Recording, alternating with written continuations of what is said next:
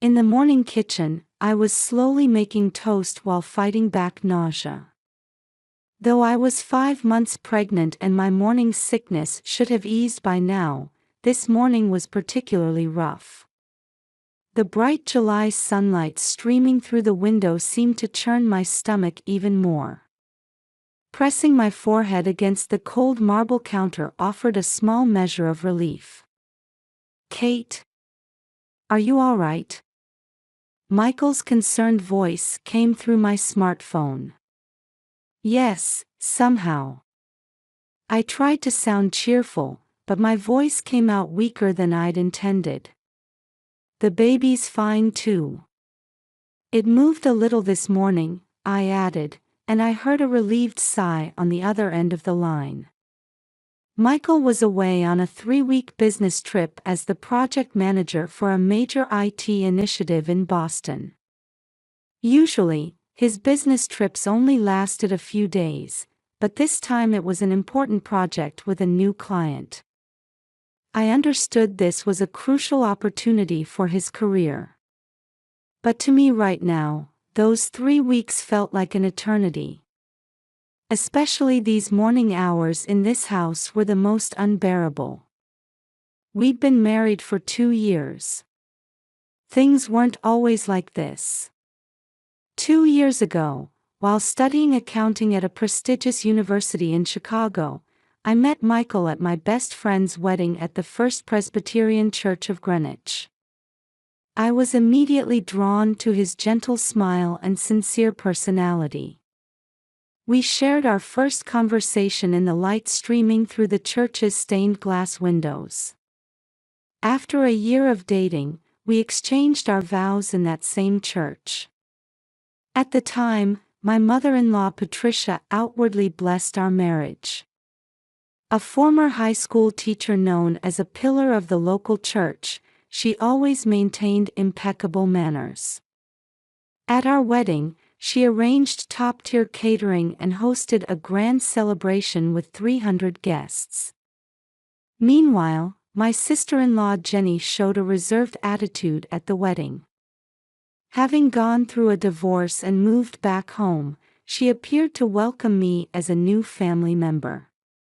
We ended up living together in Michael's family home due to the house's size and, more importantly, my mother-in-law's strong wishes. The colonial revival-style house in Greenwich's quiet residential area was indeed spacious enough for 4 people. With its row of white columns on the porch, well-maintained front yard, and antique furniture throughout, I tried my best to adjust to this elegant space with my new family for the first 6 months. However, everything began to change when they learned I was pregnant.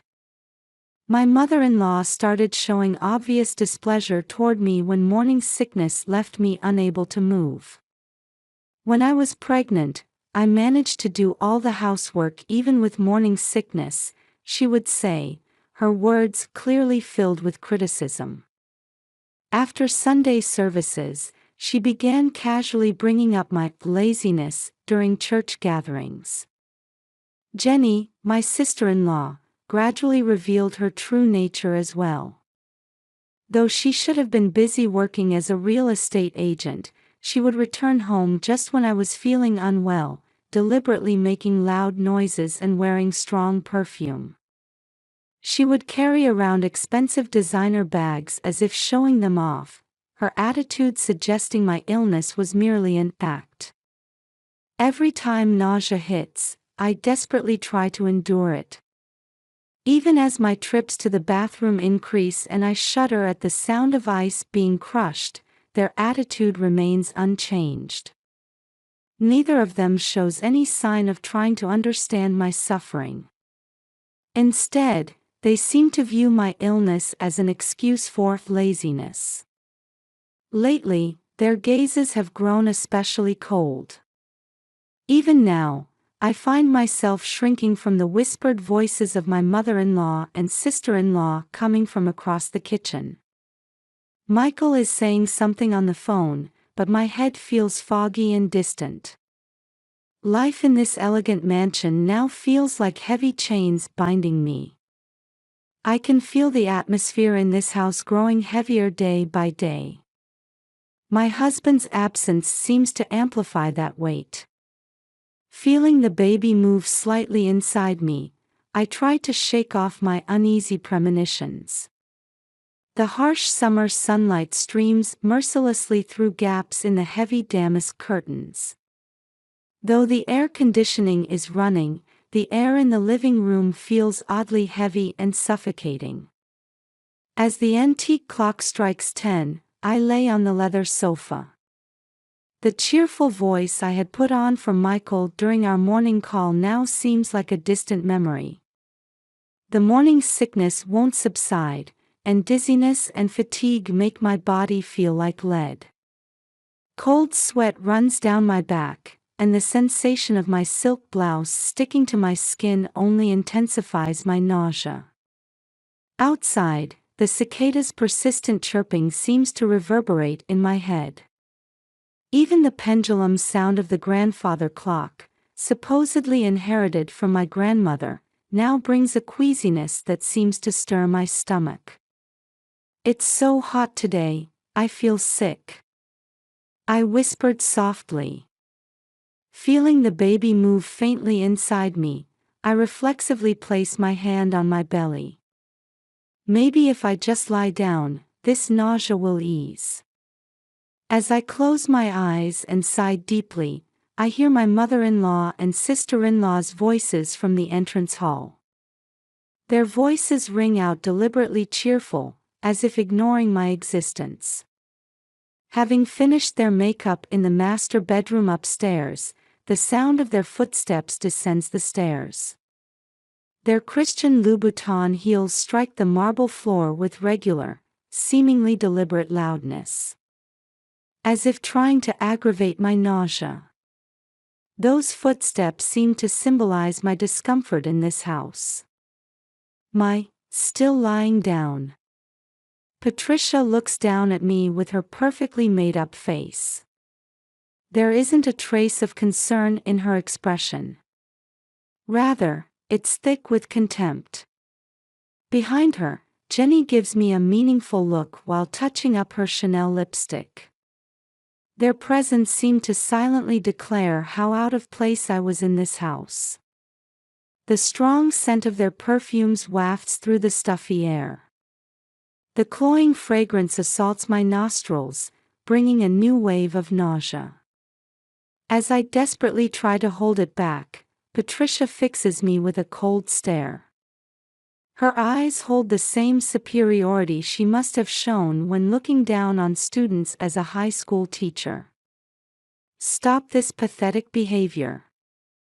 You can do the housework." Her voice contained obvious irritation. When I was pregnant, things were much harder. But I persevered for my family. Her words felt like another layer being added to the countless snide remarks she'd accumulated over time. Jenny takes out a small mirror from her designer handbag and speaks while ostentatiously fixing her hair. "Are you really feeling sick? Or is it just an act?" Her words were clearly laced with sarcasm. The jealousy that had grown within her since her divorce was now directed at me as pure malice. As I feel almost crushed under their cold gazes, I desperately try to sit up. At that moment, a new wave of nausea hits, and I involuntarily grimace. Seeing my expression, Jenny's face twists into an obvious sneer. Her smile now openly displayed the hostility she had barely tried to conceal before. "If you're feeling sick, why don't you go to the hospital?" Patricia says in a malicious tone.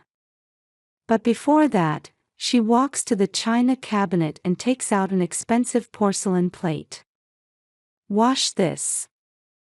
It's been sitting there since yesterday." The plate was part of a special set given as a wedding gift from the church women's group. Before I could respond, Jenny takes the plate. Her eyes had a strange gleam. It was like the harbinger of something that had been suppressed for a long time, about to be unleashed. "I'm going out. Keep the house clean." With those words, she hurled the plate at me. The white porcelain seemed to arc through the air in slow motion. As I instinctively raised my arm to protect my face, a sharp pain shot through my left arm. The plate hit my arm and shattered, scattering pieces across the floor. The sound echoed through the house's silence like a thunderclap. "Oh my hand must have slipped," Jenny's voice held a smile. While enduring the intense pain, I clutched my left arm. I could see red stains slowly spreading across my blouse sleeve. That red stain seemed like all the suffering of these past days finally taking visible form. "That was your carelessness," Patricia coldly declared as she started walking toward the entrance. "Make sure you clean this up before we get back." Her words carried such everyday normalcy that it only highlighted the abnormality of the situation. The sound of their high heels fades away. The heavy front door closes with a thud, and silence descends. The white fragments scattered on the floor gleam pitifully in the morning light. They seemed to symbolize how our peaceful daily life had crumbled so easily. The pain in my left arm gradually becomes more dull and deep. But strangely, my mind is clear. The nausea and fear I'd been feeling seemed to have shattered along with the plate fragments. Instead, I felt an unfamiliar strength beginning to grow within me. I slowly stood up. After cleaning up the scattered plate fragments, I called an Uber and decided to visit the Greenwich Hospital emergency room. Even while waiting in the reception area, the pain in my left arm continued to strengthen my resolve. When I was shown to the examination room, it felt overly air-conditioned despite being a summer morning. I sat on the white examination table and slowly rolled up my blouse sleeve. Dull pain shot through with every movement. "Mrs. Thompson," a middle-aged female doctor addressed me politely. Dr. Sarah Walker's name tag gleamed quietly on her white coat. She carefully examined my arm and sighed deeply. Her fingers trembled slightly as she entered her observations into the computer. "These are clearly signs of violence," her voice mixed professional coolness with human warmth and concern. "May I take some photos? And, you might want to consider reporting this to the police. Violence against pregnant women is especially serious." I nodded quietly. As the doctor photographed my bruises from various angles, the next steps I needed to take began taking clear shape in my mind. With each click of the digital camera in the room, I realized I had reached my limit of endurance. When I received the medical certificate, I noticed my hands were shaking slightly.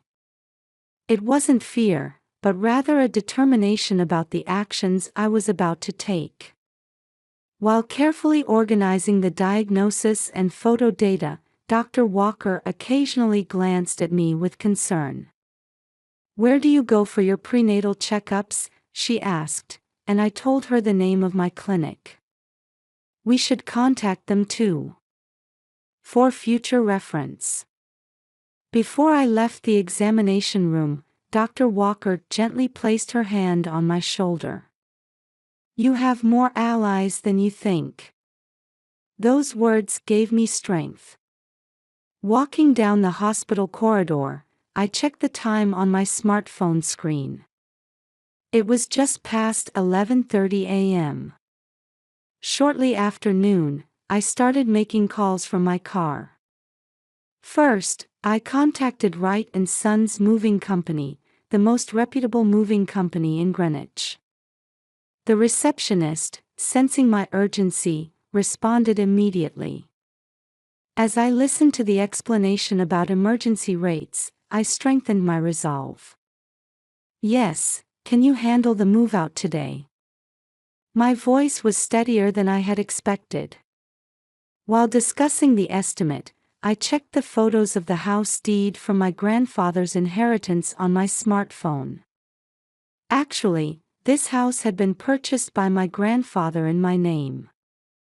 I had kept quiet about this fact at the time of my marriage, wanting to maintain smooth relations with my new family.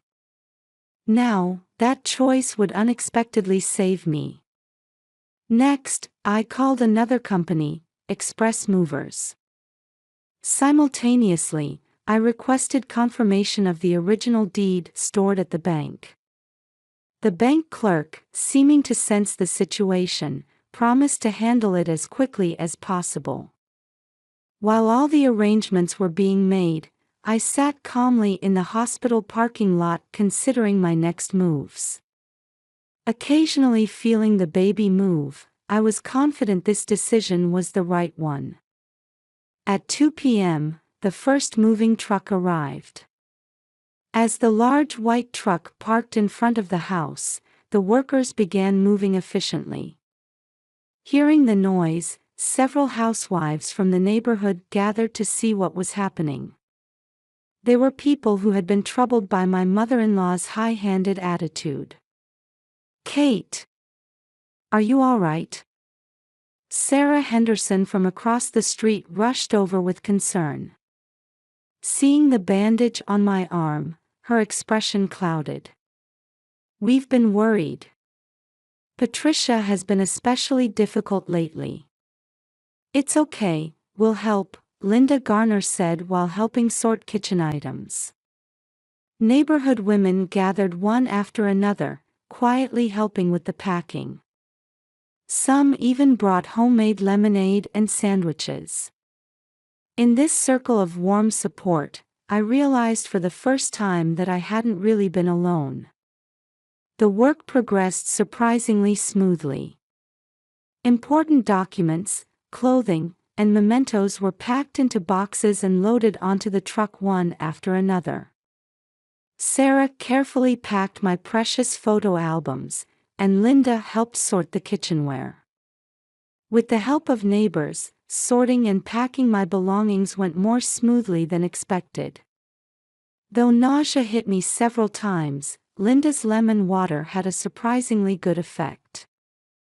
"This is a keepsake from my grandmother," I murmur while carefully packing an antique clock. Each item's associated memories resonated differently in my heart now than before. The movers, too, seemed especially careful handling items, likely being considerate of my pregnant condition. By dusk, as the last furniture was being moved out, the house had become incredibly empty. The setting sun falling on the floor cast strange shadows in the empty rooms. The crystal vases my mother-in-law had proudly displayed and my sister-in-law's collection of brand-name items had all been removed, leaving a refreshing silence in the rooms. The marks left on the walls where paintings had hung seemed somehow ironic. At the new apartment, the furniture was already arranged. The top floor of a luxury building slightly removed from Greenwich Avenue. I had been able to sign the contract immediately for the pre-prepared new residence after stopping by the real estate office on my way from the hospital. Security was perfect, with 24-hour front desk staff. The large windows offered a view of Long Island Sound painted in the sunset. I took a deep breath while sitting on the new sofa. The view from this high floor brings a sense of liberation, as if released from all the previous pressure. With trembling fingers, I dialed Michael's number. After several rings, I finally heard his voice. "Michael, what I'm about to tell you might be hard to believe." I began speaking quietly but firmly. Just as I was about to tell him everything that had happened, a new message appeared on my phone screen. Sarah had sent photos of the house after the move. Looking at the pictures of the empty house, I felt a strange sense of liberation. Outside the window, the evening sky was beginning to turn deep purple. This color seemed to herald the beginning of my new life. The baby moved slightly in my belly. Placing my hand there, I began telling Michael about everything that had happened. That night, Patricia and Jenny returned home carrying paper bags from Whole Foods. Though summer days are long, it was completely dark by this time, and warm light was beginning to leak from the windows of surrounding houses. However, their house alone was sunken in an unnatural darkness. How strange, Patricia frowned suspiciously. Ancient maple trees sway in the wind, their shadows casting eerie patterns on the ground in the moonlight. Is that girl claiming to be sick again and sleeping? She's really useless. Jenny turns the key and opens the heavy front door. Her fingers find the light switch in the darkness, clicking it on. As the fluorescent lights brighten, both women gasp. What is this? The voice was almost a scream, as if they'd seen a ghost. The expensive console table, the antique mirror passed down through generations, everything was gone. Where vintage carpets should have been laid, only dusty footprints remained. On the walls, marks where paintings had hung stood out, as if mocking their past life. That woman couldn't have. Jenny rushes to where the china cabinet had been. Her precious wine glass collection, the complete set of Limoges dishes bought in Paris, all gone without a trace. A faint dust dances at her feet, the empty shelves displaying their miserable state. Patricia runs upstairs to check the second floor. The sound of her expensive heels striking the stairs echoes eerily in the empty house. I can't believe this. Her cry from upstairs mixed anger and panic. Suddenly, the doorbell rang. The sound echoed unusually loud in the empty house. When they opened the door, 2 security guards in black suits stood there. Excuse me, but who are you? The stern-faced guard asked, requesting identification.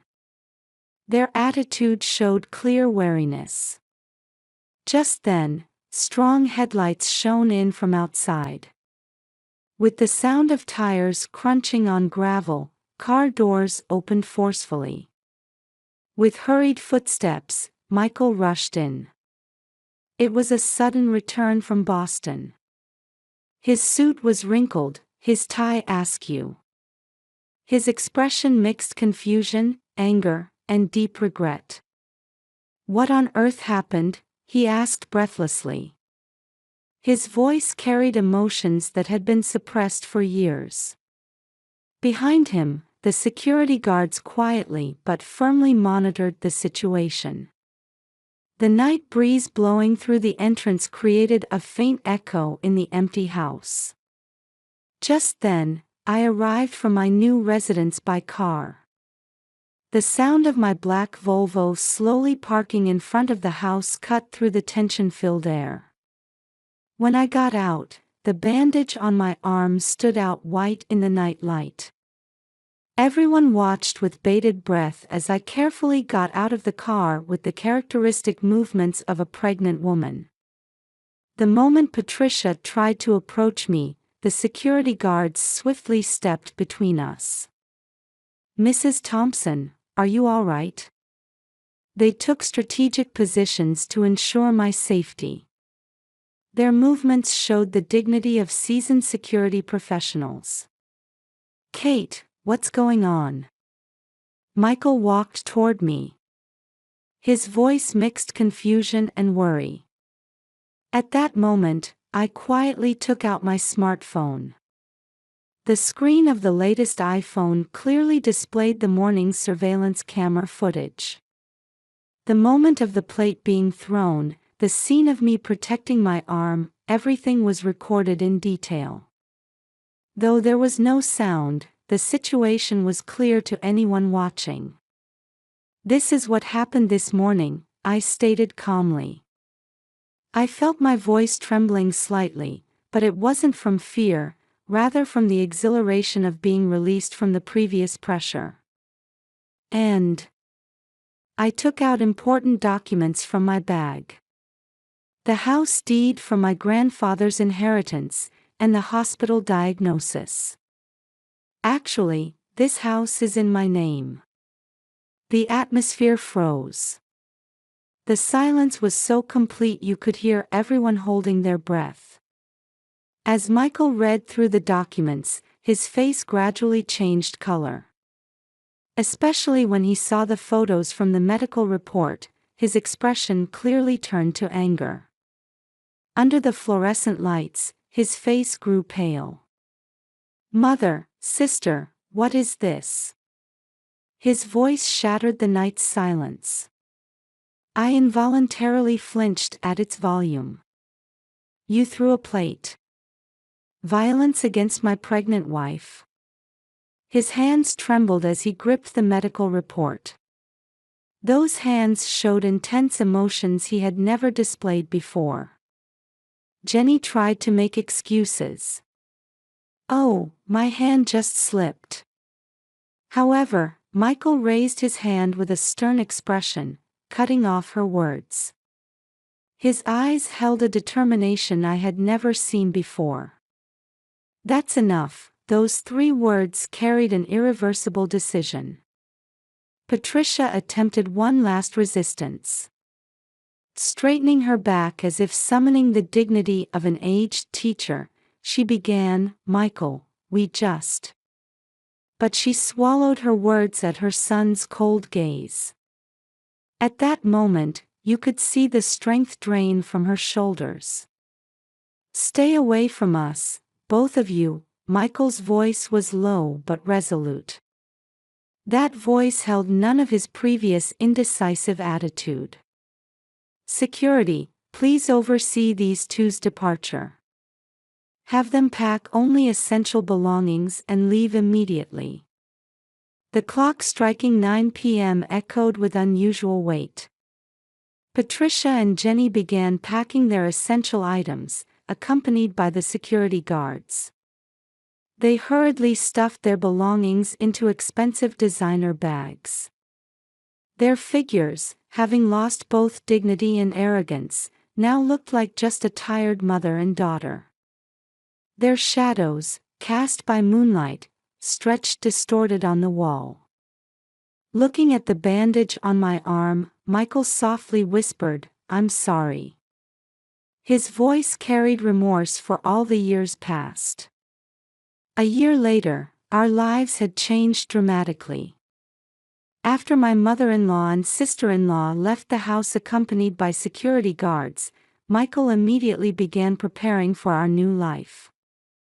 We spent the first few months in a temporary apartment while working on the interior of the high-rise apartment that would become our new home. Finally, 2 months before the twins were due, we were able to move into our completed new residence. The view from the 42nd floor of the luxury Greenwich apartment is breathtaking. The waves of Long Island Sound sparkle like diamonds in the morning sun. Light streaming through the floor-to-ceiling windows casts soft shadows in the modern living room. Unlike our previous life surrounded by heavy furniture, everything here is new and filled with our own style of living.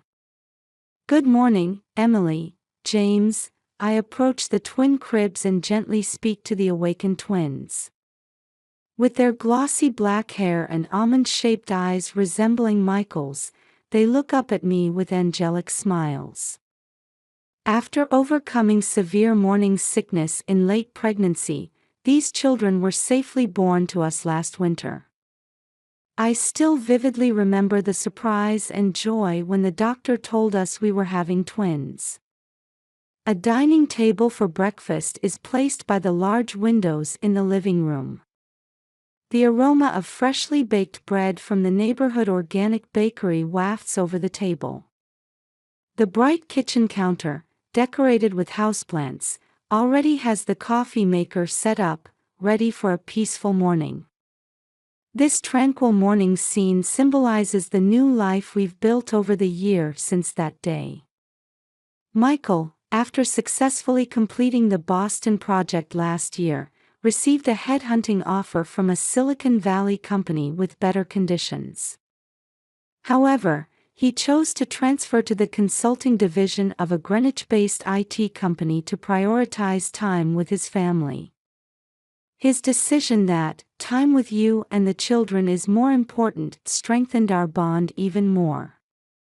Indeed, he returns home on time every day and actively participates in childcare, from bathing the twins to putting them to bed. We've also started enjoying more brunches with neighboring families on weekends. In particular, we maintain close relationships with Sarah and Linda, who helped us that day. After the twins were born, they volunteered to babysit. "Your happiness is our happiness," Linda's words always warm my heart. We've also made friends in the apartment community who share child-raising information and support each other. Meanwhile, we occasionally hear news about Patricia and Jenny. They reportedly live in a cheap apartment in the suburbs. Their once elegant lifestyle has disappeared, and Jenny's real estate business has lost its reputation and can't achieve its former results. Particularly devastating was the loss of credibility in the church community, who knew Patricia's arrogant attitude. Her violence against her grandchild was received as an unforgivable act, and having lost her place at Sunday services, she moved to a different church but couldn't regain her former influence. Most serious, they say, is the deterioration of the mother-daughter relationship. Living together in a small apartment, they apparently spend their days blaming each other. When Patricia accuses, "We could have handled it better then," Jenny retorts, "Mother, you should have responded more calmly." Their conflict deepens daily, and though living together, they barely speak to each other. They can't live separately for financial reasons, yet show no signs of reconciliation. Their situation might be the natural consequence of their arrogance and jealousy. Ironically, the plate they threw at me was a wedding gift from the church women's group. The moment its fragments scattered became a turning point in their lives. Afterward, the incident became a topic in the local community, passed down as a cautionary tale about domestic violence. Especially violence against a pregnant woman was received as a grave sin in the Christian community. "Good morning, my loves," Michael enters the living room, smiling at the twins. He picks them up one by one, giving them gentle kisses. His former indecisive manner has vanished. He's now a husband who firmly protects his family with unwavering determination. Sometimes he shows a dark expression remembering his mother and sister, but even that is healed by the twins' smiles. I stand by the window, watching the cityscape illuminated by the morning sun. The pressure of the past will never torment us again. The view from this high floor seems to reflect our family's bright future. The twins' laughter echoes through the room as a new day begins. Occasionally, when I touch the scar on my belly, the events of that day flash through my mind like a slideshow. But now, they rest in my heart as precious memories that heralded the beginning of our new life.